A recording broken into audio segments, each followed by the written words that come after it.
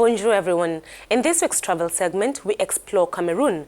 The country has been making headlines of late as Cameroonians prepare to cast their ballot on October 7 to decide who will steer the affairs of the Central African nation for the next 7 years. The race for the presidency involves 9 contenders, including incumbent Paul Biya, who is seeking to extend his 36-year rule. However, today we will not focus on the political scene of the country, but rather its tourism sector. Known as Africa in miniature, the Republic of Cameroon is a vast ethnic and linguistic jigsaw with both Francophone and Anglophone regions that is home to more than 200 different linguistic groups.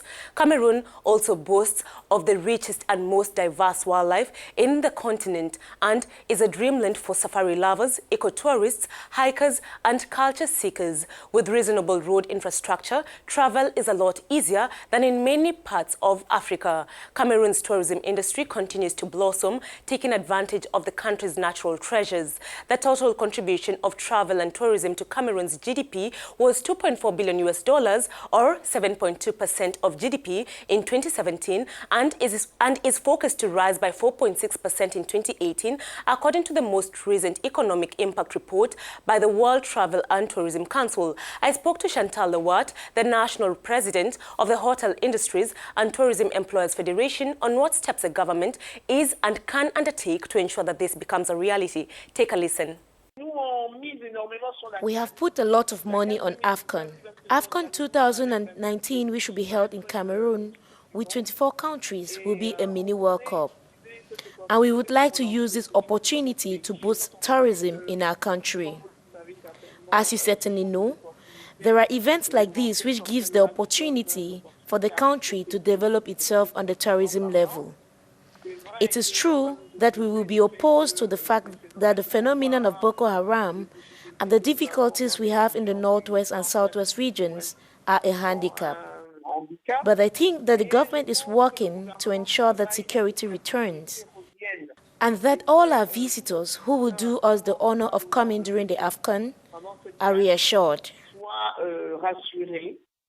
The tourism and leisure personnel have concerted on ways to make gains for the continental tournament as well as render it unique. Actors in this industry are aiming to entertain some 1 million internal and foreign tourists as the country hosts the Africa Cup of Nations, AFCON, next year.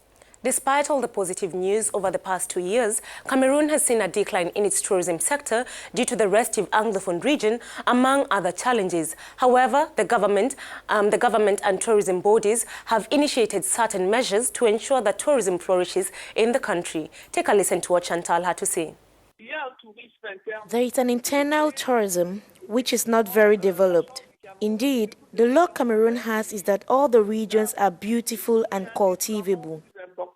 Today there is a larger deployment, it is true, in new areas, but there is also a reconquest between the Waza areas, where we considered with the Ministry of Forestry and Wildlife to restore acceptable conditions so that these animals can live in peace and no longer migrate to Chad.